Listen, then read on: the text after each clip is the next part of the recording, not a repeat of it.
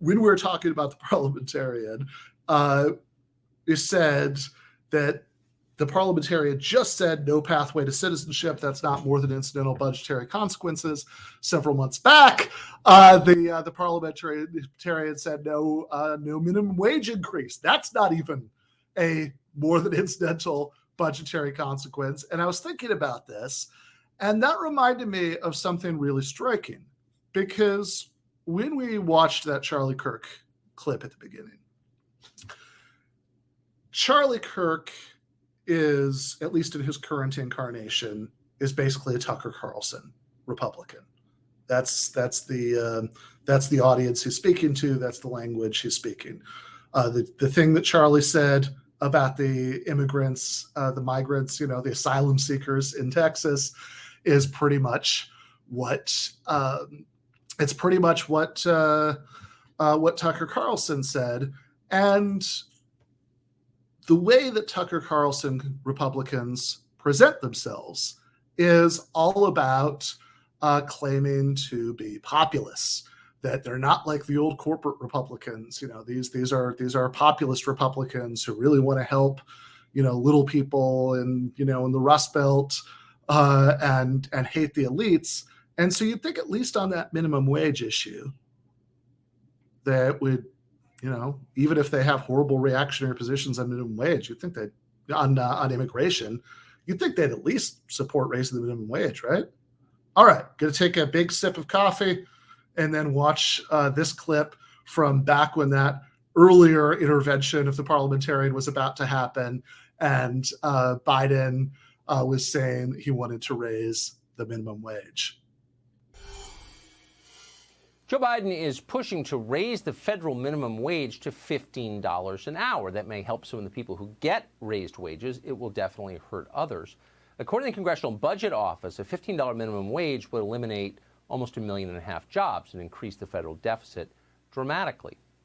Neil Patel has thought a lot about this topic. He wrote a column about it for the Boston Herald. He's the publisher of the Daily Caller. He joins us tonight to assess. Neil, thanks a lot for coming on.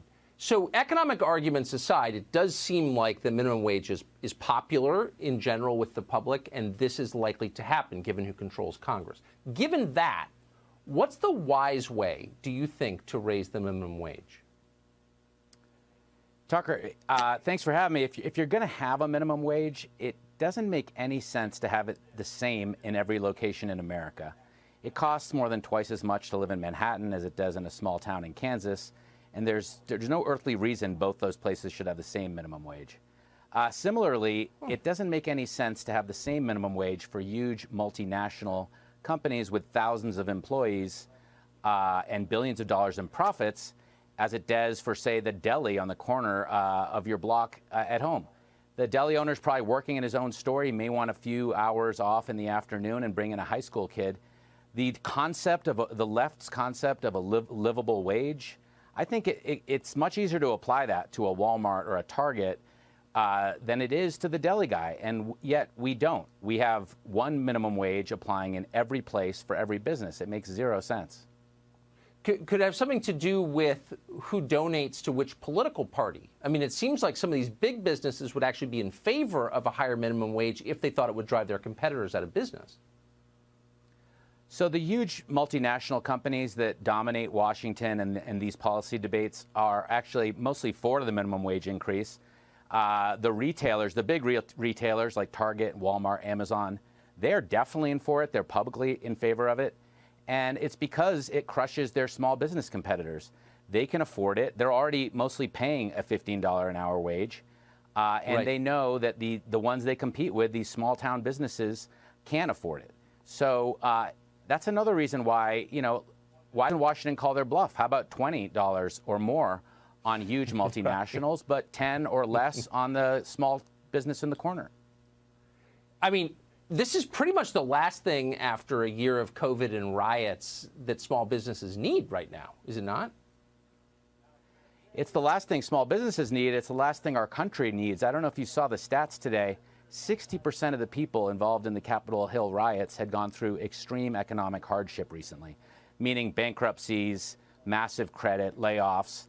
So the problems we're having in our economy, especially in the small business sector where small businesses just lost 30% of their revenue this year, and 30% of all small businesses just closed down.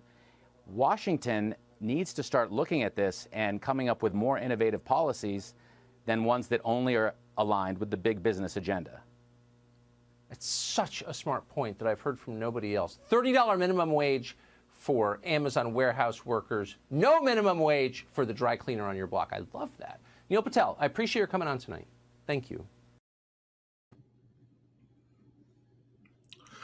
Yeah.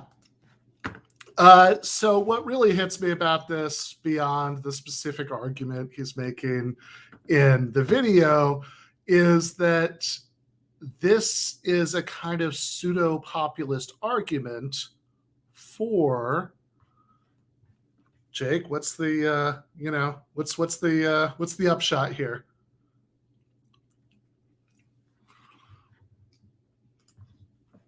Oh, you're muted, Jake. Said I wasn't ready for the pop quiz, but my guess is that they don't really want to do it at all.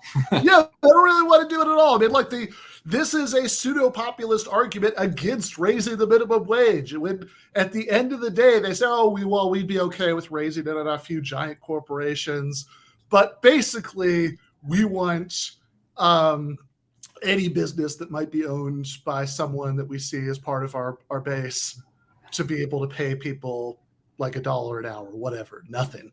And so I think this is what you always see with these guys.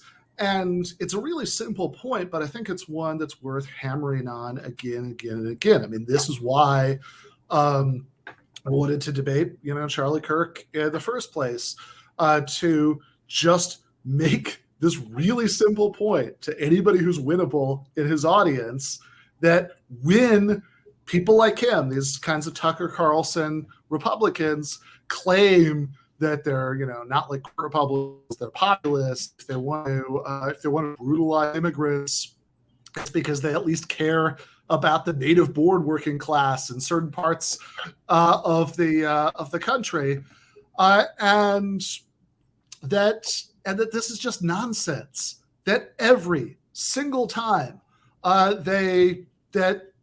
there's actually a meaningful test of that claim, they fail the test. Well, gosh, if these were really economic populists who at least wanted to help the native-born working class, not the immigrant working class, but at least the native-born working class, shouldn't they support raising the minimum wage? Somehow they don't, and they've got a populist-flavored reason for saying no. Shouldn't they support giving everybody health care? Well, apparently not. And have a populist reason for not doing it, or more likely they actually don't even have that. They just want to avoid the subject, like Steve Bannon did when Anna and Dasha interviewed him on Red Scare, and he spent like 10 minutes being very uncomfortable about the topic when they started asking him, if you're such a populist, why don't you support Medicare for all?